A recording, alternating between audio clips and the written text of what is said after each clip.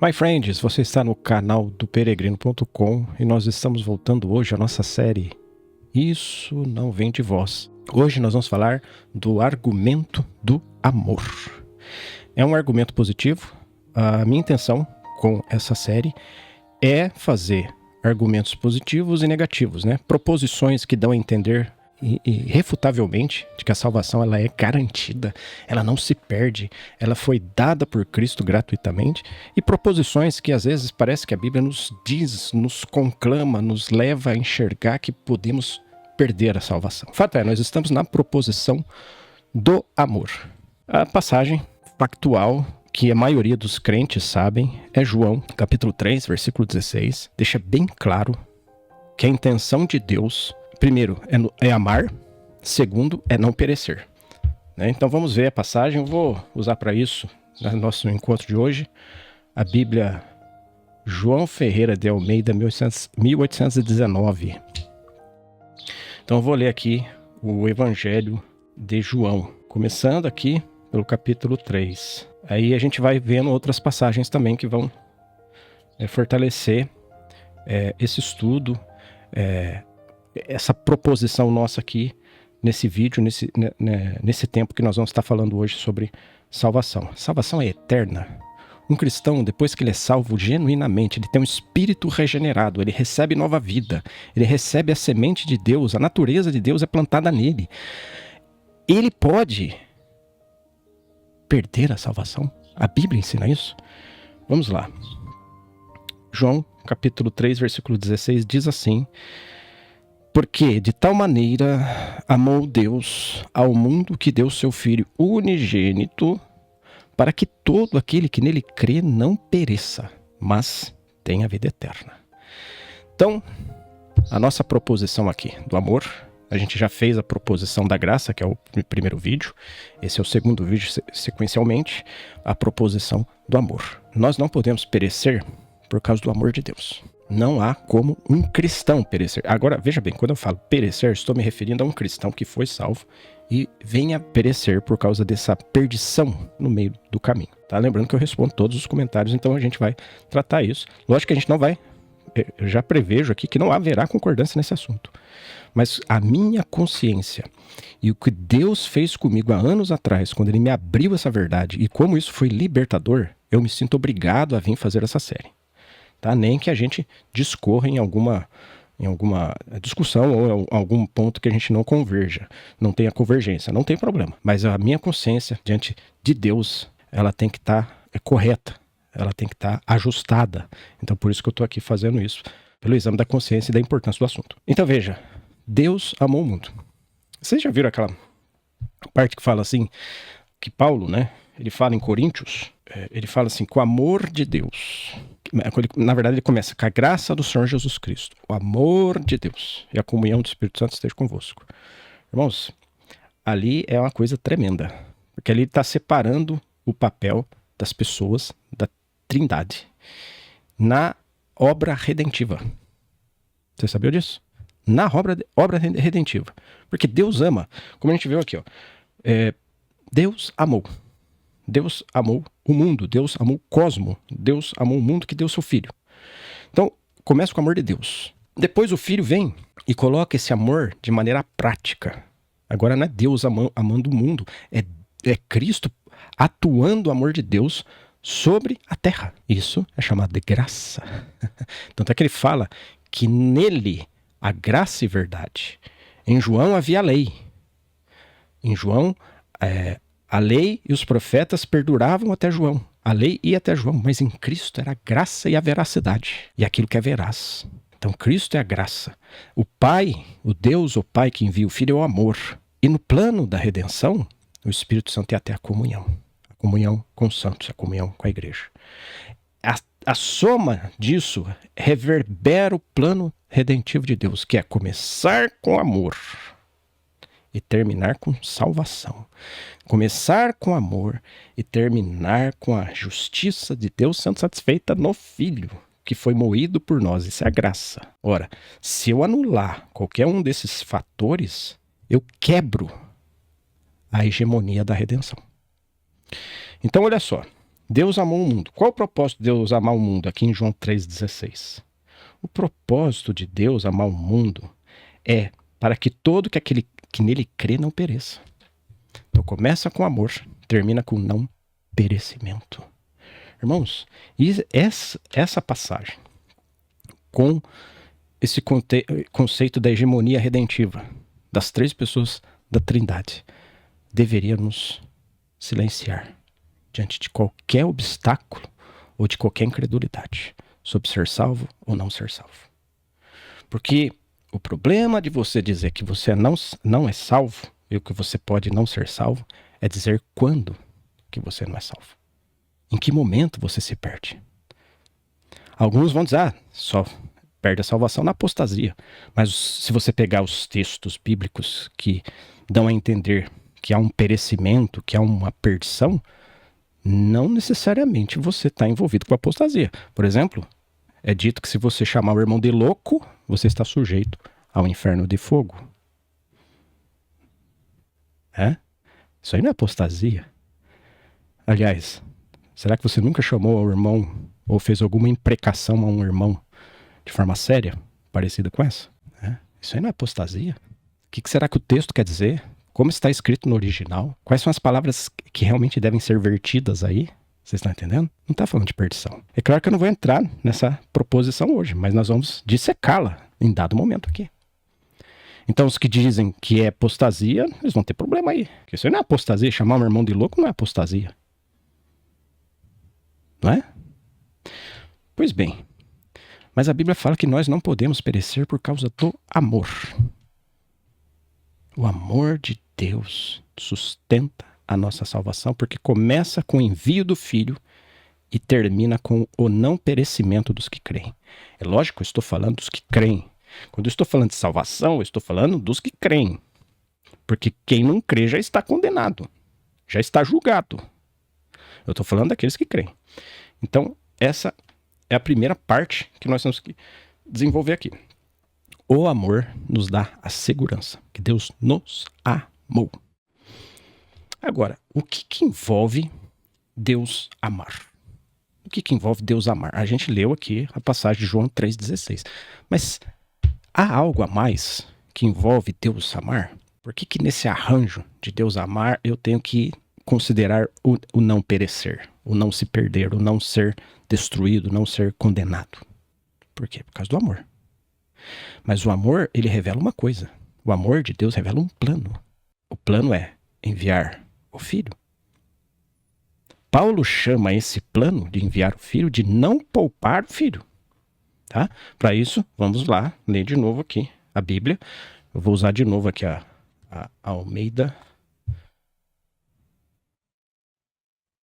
1819 aqui, tá? Vamos lá para Romanos capítulo 5, né? Que agora a gente vai avaliar a questão de amar e não poupar. Amar é enviar o Filho, tá? Já está implícito, não poupar. Mas o amar, aqui de João 3,16, revela o envio para o não perecimento. Mas a gente não sabe, né? Porque só enviar o Filho para que nele crê, né? E não sejamos, não pereceremos, não nos perderemos, não seremos condenados, não revela o que de fato aconteceu com o Filho. Agora, quando Paulo usa a expressão não poupou, está dizendo o que aconteceu com o Filho. Aí ele vai entrar com um esclarecimento maior a partir aqui de Romanos capítulo 5. Vamos ler aqui juntos. Romanos capítulo 5. Vou começar pelo versículo 6.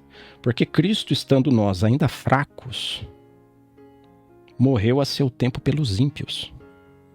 Por quem que Cristo morreu? Pelos ímpios. Por isso que a Bíblia fala, Deus amou o mundo. Não fala Deus amou a igreja, embora o Senhor também tenha morrido pela igreja. Que ele fala, né?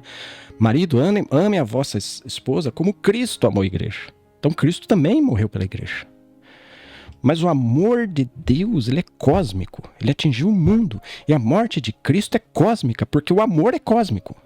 Porque todos estão incluídos nesse amor, para que todos possam ser salvos. Por isso ele compra o mundo. Por isso o mundo é comprado. O mundo, ele não é redimido, resgatado. O mundo não é salvo, ele é comprado. Depois de comprado, os que estão no mundo podem ser salvos. Agora, irmãos, Paulo fala aqui, porque Cristo, estando nós ainda fracos, morreu a seu tempo pelos ímpios. Então, o amar o mundo é Cristo morrer. Agora, olha só, ele não fala só de Cristo morrer. Ele também explica que isso tem a ver com amor. Versículo 8. Romanos, capítulo 5, versículo 8. Ainda estou usando Almeida 1819. Mas Deus demonstra seu amor para conosco, em que Cristo morreu por nós, sendo nós ainda pecadores. Então, aqui está a demonstração do amor. Só que interessante, porque Paulo, ele fala, Cristo morreu por nós. Cristo morreu por nós, sendo nós ainda pecadores. Só que ele fala assim, mas Deus demonstra o seu amor para conosco. Esse conosco se refere às pessoas crentes. E aqui eu não estou propagando calvinismo. Quem me conhece sabe que eu não sigo a linha calvinista, exceto quando eles exaltam a graça. Só que às vezes eles exaltam a graça de forma desequilibrada. Mas ainda assim exaltam a graça. Mas aqui não é calvinismo. Porque ele está falando assim, que agora, porque Paulo vai dizer que nós estamos presos no amor de Deus. Nós vamos ver isso ainda.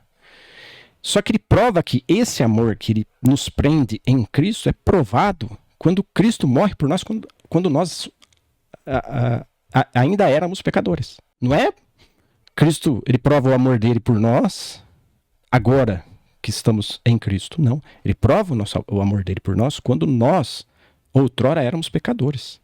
Então, o amor de Cristo é desfrutado hoje.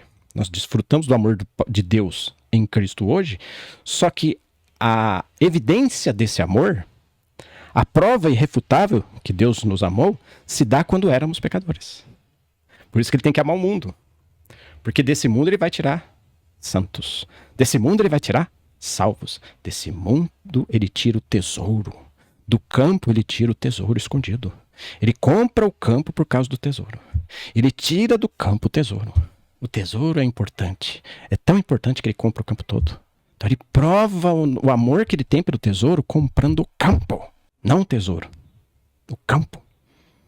E por que que o pai, enviou seu filho para que o filho comprasse esse campo? Porque ele quer levar o máximo de pessoas à salvação. Agora que a coisa que eu quero... Vai ter uma análise aqui que ela como eu diria, ela é muito lógica. Embora eu goste de frisar para vocês que nós não devemos seguir a lógica pura e simplesmente. Mas como é gostoso quando a gente tem um deleite das coisas fechando, os pontinhos fechando e não ficando nenhuma fresta, nenhum buraco, nenhuma ponta solta. Olha só. Porque Paulo, ele chega a essa conclusão. Esse vídeo de hoje é para a gente tentar mostrar a conclusão paulina. Por que que Paulo ele fala que nós somos salvos eternamente? Por que que Paulo garante que nós nunca vamos perecer? Porque ele analisa com base no amor. Então a gente começa com João 3,16, Deus envia. Depois nós vamos para Romanos 5,6, e ele diz que ainda éramos, que Cristo morreu, o justo pelos injustos, no momento que éramos pecadores. Como está aqui, versículo 6, 5,6. Porque Cristo, estando nós ainda fracos, morreu a seu tempo pelos ímpios. Tá? Então aqui está provado que ele morreu pelos ímpios. Ele morreu por pessoas que não mereciam nada. Morreu pelos eleitos, não. Agora, dos ímpios, ele tirará os seus servos. Só que o amor já alcançou esses servos que ainda vão crer no momento que eles eram ímpios e no momento que somos ímpios. Porque o alcance da morte de Cristo nos atinge até os dias de hoje. E atingiu, na época de Paulo, também até aquele tempo. E era para os ímpios. Correto?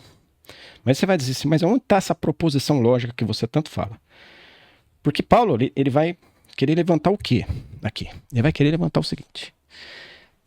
Ele vai querer fazer uma comparação. Nós vamos ver, você vai ver que essa comparação é feita.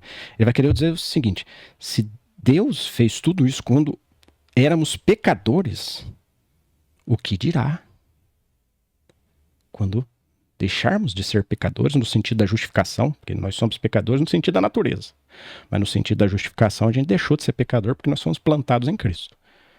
Então ele vai querer dizer o seguinte: se Deus fez tudo isso por nós quando éramos pecadores, lembrando, por nós, porque ele vai salvar os crentes. Então por isso que ele fala, ele coloca aqui o tempo presente e o tempo passado, falando que eles desfrutam do tempo presente, mas a ocorrência desse desfrute se inaugurou no tempo passado. Como se eles estivessem desfrutando da morte de Cristo ainda antes de crer. Porque o propósito de Deus era para que o ímpio se arrependesse.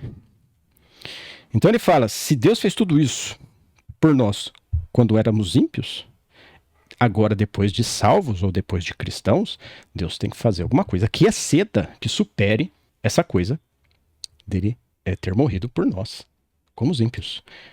E tem alguma coisa que excede Jesus morrer por nós na cruz? Tem algo que supera a vida de Cristo? Tem, e Paulo vai deixar isso claro para nós. Vamos lá. Então, fica com essa meditação. Quando éramos ímpios e fracos, Cristo morreu por nós. E essa morte de Cristo, no versículo 8 de Romanos 5, é dito como demonstração de amor. E essa demonstração de amor em João 3,16 se refere ao envio do Filho. Em Romanos 5,8 se refere à morte e sofrimento de Cristo. Então o envio do Filho não era só pelo envio, era para Cristo vir e morrer e sofrer por nós. Aí se demonstra o amor, a partir do envio, sofrimento. E depois, o objetivo do amor, que não pereçamos no momento que cremos. Ora, se o objetivo do amor é que não pereçamos no momento que cremos, para que o amor e o seu objetivo sejam mantidos, nós não podemos perecer. Porque se perecermos depois que crermos, o objetivo do amor foi quebrado, foi desmontado. O amor falhou. A justiça falhou. O amor falhou. A graça do Senhor Jesus Cristo falhou. E a comunhão do Espírito Santo falhou. Ou seja, o amor, a graça e a comunhão falharam miseravelmente. O Espírito Santo não conseguiu. O Senhor Jesus, com a sua graça, não conseguiu. E o Pai, com seu amor, não conseguiu.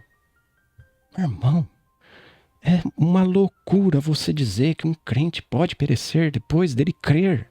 Porque você está arruinando o amor, a graça e a comunhão. Lógico que você não é capaz de fazer isso.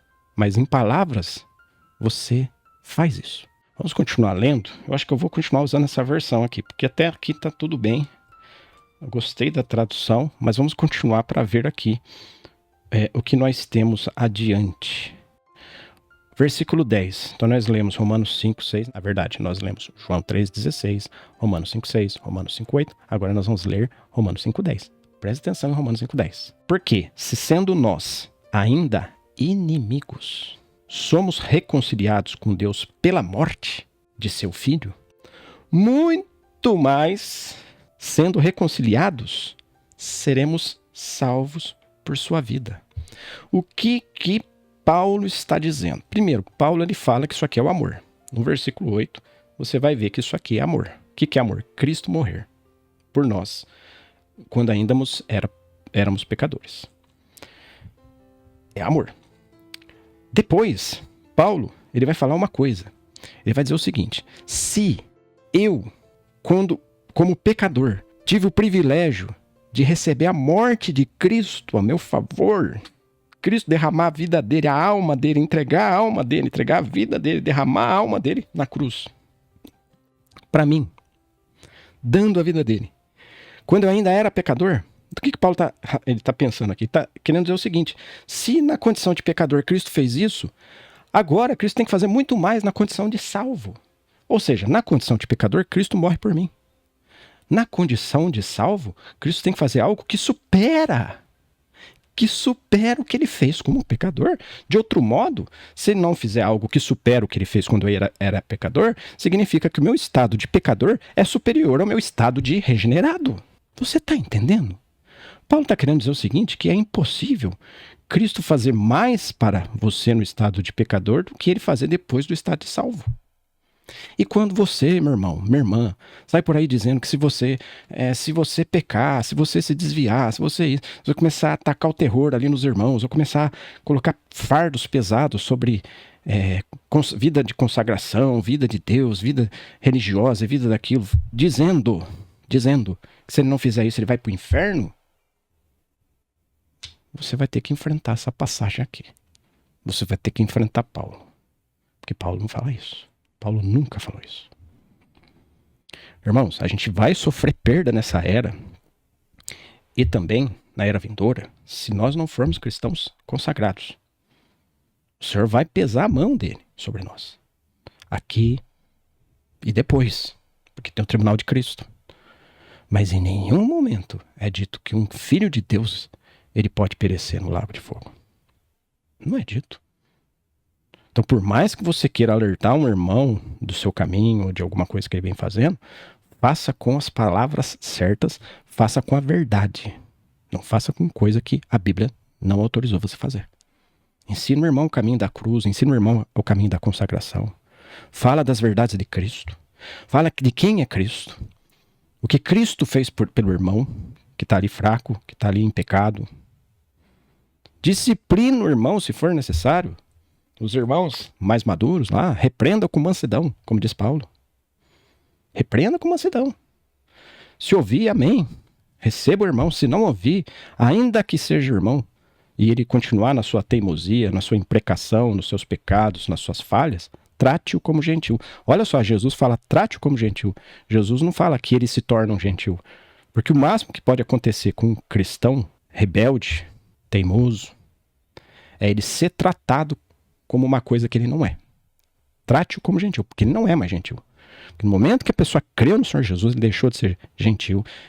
As divisões geográficas e locais acabam. Locais, gêneros, povos nacionais, coletivos nacionais, locais geográficos e de gênero humano caem no momento que você crê. Porque é formado um corpo só. É formado um novo homem só. Então, meu irmão, reconheça que o máximo que um crente pode fazer é ser tratado como uma pessoa fora da igreja, ser tratado como mundano. Até no limite do pior que pode acontecer, ser entregue a Satanás. Mas ainda é um irmão. E ainda terá o seu espírito salvo. Então vamos lá. Teria Paulo chegado realmente a essa conclusão? Pelo versículo 10, repito que sim. Porque sendo nós ainda inimigos, somos reconciliados com Deus pela morte do seu filho. Muito mais. Esse muito mais tem que superar o fato de eu ser pecador. Tem que superar. Porque eu, como pecador, recebi a morte do filho. A morte do filho, o sacrifício do filho veio para mim quando eu pecador. É isso que Paulo está dizendo. Quando ele fala muito mais, né, ele fala assim, ó, muito mais sendo já reconciliados, ele tem que dizer que agora o que Cristo fez tem que superar. Tem que superar o que ele fez por mim quando eu ainda era pecador. Você está entendendo? Aqui nós vamos tirar dois elementos, dois pensamentos importantes e dois conteúdos importantes. Primeiro, a morte. Esse é o primeiro elemento. A morte de Cristo. Para quem a morte de Cristo foi dada? Aos pecadores. Não que ela não chegue nos cristãos, porque até hoje nós temos desfrutado da morte do Senhor. Paulo fala, estou crucificado com Cristo. Então existe a morte do Senhor funcionando para os cristãos. Só que o alcance dela começa com os pecadores. É o que Paulo está dizendo em Romanos 5,10. Se Cristo fez isso quando eu ainda era pecador, então a morte chegou para o pecador, a vida de Cristo, a vida sacrificial de Cristo, a morte de Cristo chegou para o pecador, o que tem que chegar agora para o cristão? Não pode ser menos que isso. E se não pode ser menos que isso, o máximo que poderia acontecer com um cristão é ele perecer. É o máximo, vamos dizer assim, se fosse possível perecer. É o máximo que poderia acontecer com um cristão, ele perecer. Só que eu não posso ter menos do que Cristo morrendo por mim quando ainda sou pecador. Logo, eu não posso perecer. Porque se eu perecer, eu vou ficar num estado pior do que eu era quanto pecador. E o versículo e a passagem quebram esse conceito. Então, não tem como, irmão. Se você é honesto com a Bíblia, chegou aqui, você tem que falar, opa, não dá. Não tem um estado meu que supera o meu estado de pecador. E no meu estado de pecador, em Cristo ainda deu a vida dele por mim. Então não tem como o cristão não consegue chegar num estado. Mesmo a apostasia não chega nesse estado. Vocês estão entendendo? Agora, olha só. Se não chega nesse estado, e a gente tem essa mania de afirmar que as pessoas vão para o inferno por causa disso, daquilo outro, porque pecou, porque, né, por causa de algumas considerações. Não que essas considerações não possam ser sérias. Devem ser tratadas com muita seriedade. Mas, quando a gente faz isso, será que a gente está enxergando o que a Bíblia diz? Será que a gente está vendo o que a Bíblia está falando sobre salvação? Sobre Cristo da vida? Então aqui nós temos o elemento, a vida de Cristo, a vida sacrificial de Cristo que é dada para o pecador. E qual outro elemento que se compara à relação de Cristo com as pessoas? Na relação de Cristo com as pessoas, o primeiro elemento é a sua própria vida. O segundo elemento é a sua própria pessoa. E a pergunta que nós temos que fazer, você aí que está me vendo, o que vale mais para Deus? A vida do seu filho ou a pessoa do seu filho? A vida aqui, eu estou dizendo o ato de dar a vida. É importantíssimo. Se não fosse isso, nós não estaríamos aqui. Você e eu não estaríamos aqui. Não existiria YouTube. A humanidade estaria arrasada. Muito provavelmente não tinha mais nenhum homem aqui. Cristo morreu por nós quando ainda éramos pecadores. Então aqui é a vida de Cristo. Muito importante. A coisa mais importante. A preciosidade mais cara do universo. Mas tem uma coisa que supera a vida de Cristo. O seu dar, o seu sacrifício, a sua vida. O próprio Cristo. O próprio Cristo, irmão. Você vai dizer, mas Paulo está falando isso? Olha o que ele diz agora. Em Romanos, capítulo 8. Porque aqui no versículo 10 ele já fala isso. Ele fala, muito mais agora, reconciliados. Se, como pecadores, ele deu a vida, muito mais agora reconciliados. Então, muito mais de Paulo está dizendo que agora reconciliados tem que ter uma coisa que seja mais importante que a sua própria vida doada. Irmão, se você não ficar consternado com isso e dizer glórias a Deus, porque como pecador ele deu a vida e eu reconciliado ele dá mais que a vida. E só que Paulo ele fala o seguinte, porque nesse versículo 10 ele fala que com o pecador a solução do pecador, do ímpio, foi a morte de Cristo. Só que na reconciliação, a solução dos reconciliados não é a morte de Cristo. É a vida. Olha lá. Porque Deus sendo... porque se sendo nós ainda inimigos, somos reconciliados com Deus pela morte do seu filho, aqui é o pela morte do seu filho, muito mais sendo reconciliados, seremos salvos por sua vida. O que você entendeu aqui? A morte de Cristo fez eu deixar de ser pecador. Mas a vida de Cristo faz eu ser salvo. O que você pensa? Se você seguir o que Paulo está falando aqui, só tem um jeito de você perecer.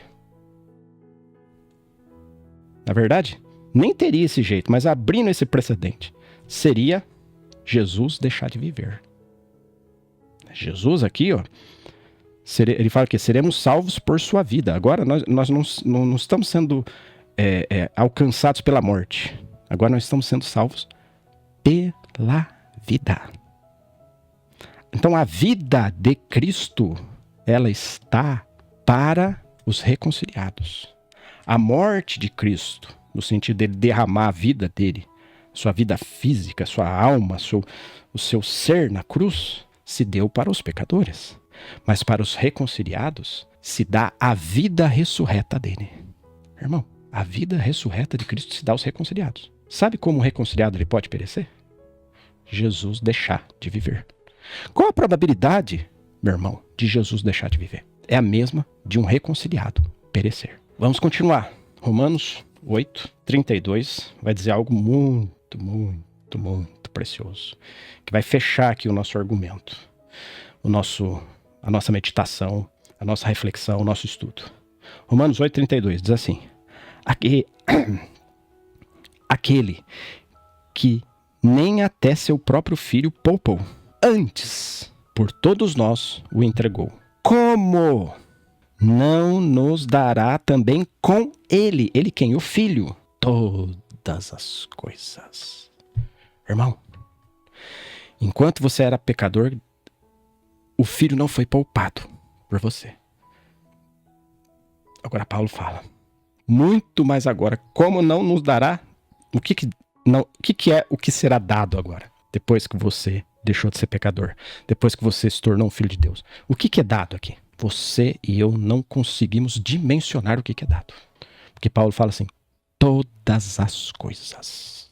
Como não nos dará com ele todas as coisas? A menos que o todas as coisas seja ir para o inferno. Não tem como você perecer pelo argumento do amor. Começa pelo amor, começa Deus amando o mundo, começa pelo envio, por Cristo sofrendo pelos pecadores. Depois a reconciliação.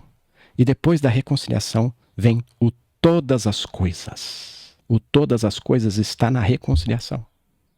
Se o todas as coisas está na reconciliação, não sobrou mais nada. É impossível perecer, meu irmão, depois que você creu no Senhor, a menos que você não saiba com o amor de Deus. E Paulo, partindo disso, ele vai falar. Ele vai chegar aqui, ó, versículo 38 e 39. Né? A gente leu 32, mas se você vai continuar lendo, ele vai continuar fluindo essa ideia do amor de Deus, de que Deus se ligou a você no amor e que você está reconciliado com Deus em amor e que isso é impossível de ser quebrado. E ele vai dizer aqui, ó, no versículo 38 e 39, presta atenção, é maravilhoso essa palavra. Porque certo estou de que nem morte, nem vida, nem anjos, nem principados, nem potestades, nem o presente, nem o porvir, nem altura, nem profundidade, nem alguma outra criatura do universo. O universo é o que acrescentei aqui, mas é o que quer dizer, nenhuma outra criatura nos poderá separar do amor de Deus que está em Cristo Jesus, nosso Senhor. Ele está falando isso aqui para crentes. Esse amor aqui, de conexão, de relação, não se dá ao mundo. O mundo se dá ao fato dele amar e provar o seu amor enviando seu filho. Mas a relação, o relacionamento com o mundo não existe em amor. Existe só entre os que foram reconciliados.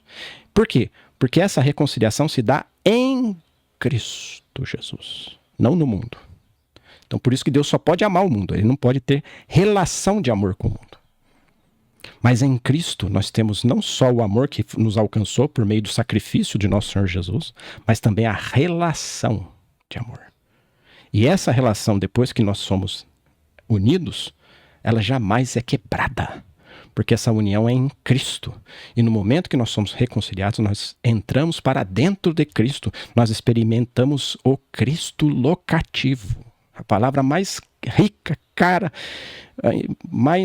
que mais foi cara para Paulo, que é o termo em Cristo, que ele usou em toda a sua epístola. Inclusive, ele influenciou Pedro também a usar esse termo. E Pedro usa também esse termo em suas epístolas. Agora, olha só, para provar para vocês que no relacionamento o amor de Deus não alcança o mundo, o que Deus faz por amor ao mundo é enviar seu filho, é que ele envia o seu filho porque Deus ama o mundo e quer reconciliar os pecadores, mas o amor na relação não se dá com o mundo, porque o amor do Pai não está no mundo. Olha como João destaca isso muito claramente. Vamos ler aqui a 1 João, capítulo 2. Capítulo 2, versículo 15. Não ameis o mundo, nem as coisas que há no mundo. Se alguém ama o mundo, o amor do Pai não está nele. Por quê? Porque o amor do Pai não está no mundo. O amor do Pai está em Cristo. O fato de Deus amar o mundo não significa que o amor de Deus está no mundo. O amor de Deus está em Cristo. E quem está em Cristo? O mundo? Não. A igreja. O novo homem, formado por todos aqueles que creem. Por isso que fala assim, nada pode separar do amor de Deus. E aqui não é uma relação de sentimento, é uma relação de desfrute. Por quê? Porque, na verdade, esse amor de Deus é no Filho. E no Filho está coletivamente todos aqueles que formaram esse novo homem. Você, que creu no Senhor. Eu, pela misericórdia de Deus, também creio no Senhor. Então, pelo argumento do amor, meu irmão, jamais você será separado de Deus. Não tem como. Se Deus mandar você para o inferno, ele vai ter que ir junto. Você está entendendo? Não há como um crente, depois de salvo genuinamente, eu estou falando de salvo de verdade, regenerado, vir a perecer. E então a gente conclui da seguinte forma: a vida do filho é importante, mas não é mais importante que o filho. Aqui que está o ponto. Ó. O ponto é você distinguir a diferença da vida do filho e do filho, porque a vida do filho nos alcança no momento que somos pecadores. Mas o filho, ele só alcança os que foram reconciliados, os que são do Senhor de fato. Né? Voltando aqui para a gente fechar essa meditação. Aquele que nem até seu próprio filho poupou. Isso aqui alcança os pecadores. Antes, por todos nós o entregou. Como não nos dará também com ele? Esse ele não é para o mundo. O mundo tem a morte de Cristo. A morte de Cristo alcança o mundo. O mundo descansa sobre a morte de Cristo. Porque Cristo vai tirar do mundo os seus fiéis, os seus servos. Mas a morte de Cristo não é suficiente até que ele seja a sua suficiência. E ele, como pessoa, e a sua suficiência como pessoa só é dada aos que foram reconciliados. Por isso que diz aqui, antes por todos nós o entregou, ou seja, deu a sua vida, como não nos dará, ou seja, o fato de ele ter dado a vida foi uma coisa importante, mas agora será muito mais importante o fato de estarmos com ele. Nos dará também com ele todas as coisas. Ele é o mais importante. Então, quem é mais importante? A vida ou o próprio Filho de Deus? Se você dizer que é o próprio Filho, então não tem como um crente perecer, porque é dito que vai nos dar com ele, o próprio Filho, todas as coisas. Se você dizer que eu posso perecer com ele, que foi dado a mim, cuja sentença diz que será dado todas as coisas, você está dizendo que a vida do Filho é superior ao próprio Filho. Como se você pudesse dizer numa entrelinha enganosa: ele morreu por mim, agora ele não precisa mais existir. Quando você entende que é o Filho a coisa mais preciosa, ainda que ele ter dado a vida, ainda que o fato dele morrer por nós tenha sido muito, muito maravilhoso, a graça e o amor se unindo, a coisa mais maravilhosa. Mas ainda assim o Filho é maior que a vida do Filho. E o Filho só é dado para aquele que creu no Senhor. Então, se um crente pode perecer, você está dizendo que um pecador cuja vida foi recebida, ou alcançou ele, ainda que ele não tenha crido, mas o alcançou cosmicamente, você está dizendo que esse pecador supera um cristão. Em outras palavras, você está dizendo, é melhor eu ser um pecador do que um cristão. Porque se for para eu ser um cristão que venha a perecer, melhor eu ser um pecador. Aí você está dizendo que a vida do Filho supera o próprio Filho. Isso acontecia no Antigo Testamento. Quando você ia lá imolar a oferta prescrita para remir o penitente judeu, o pecador, um cordeiro, uma pomba, um carneiro, um novilho, algum animal era imolado. E os efeitos da oferenda do animal alcançavam o penitente. Só que esse penitente não tinha comunhão com aquele animal era esquecido. A vida do animal realmente parecia valer mais que o próprio animal. Só que agora, nós estamos no Novo Testamento. E a vida daquele do ofertado, embora muito importante, não supera o ofertado. Porque o ofertado se dá também como pessoa, aquele a quem ele ofertou. A sua oferta, ele ofertou a Deus, claro, mas os resultados da sua oferta, da sua entrega, do seu derramar, os resultados excedem o fato só dele ter morrido, porque agora ele quer comunhão, ele quer relação. Se você diz que um cristão pode perecer, talvez você esteja assemelhando Jesus Cristo muito mais aos animais dos sistemas de oferendas levíticas do Antigo Testamento. Ele se pareça muito mais com bode ou ovelha, o qual o autor de Hebreus tem cuidado de dizer que não, que ele é muito mais que bodes e ovelhas. Então cuidado, meu irmão. Cuidado, não enxergue só a vida de Cristo, enxergue também o próprio Cristo. Aquele que não poupou o seu Filho, como não nos dará juntamente com ele todas as coisas? E depois, mais adiante, logo em seguida, pouco depois, Paulo fala: quem nos separará do amor de Deus? Quem pode nos separar do amor de Deus? Não tem altura, não tem profundidade, não tem presente, não tem porvir. Não tem nada, nenhuma criatura no universo pode nos separar do amor de Deus que está em Cristo Jesus. Paulo está dizendo: você foi reconciliado com Ele e Ele se conectou, se ligou a você, e isso é inquebrável. Aqui não é só o fato de Deus amar no sentido de oferecer algo, é no sentido de reconciliação, é no sentido de comunhão. Essa separação aqui não é no sentimento, porque no sentimento Deus amou o mundo. No sentimento de que Deus querer reconciliar o mundo, não é isso que está falando aqui. Por que não é? Porque é em Cristo. Como não nos dará com Ele? Quem nos separará do amor de Deus que está em Cristo? E em Cristo não está o mundo. O mundo jaz no maligno, não em Cristo. Amém? Então, era isso que eu queria dizer sobre esse assunto. Espero que esse vídeo sirva para essa meditação. E a gente vai continuar falando aqui, dando sequência à série. Isso não vem de vós. Por quê? A salvação não vem de nós. Ela é dom de Deus. Não pelas obras, para que ninguém se glorie. Deixa aqui seu comentário, a gente vai se falando. Nos vemos logo ali.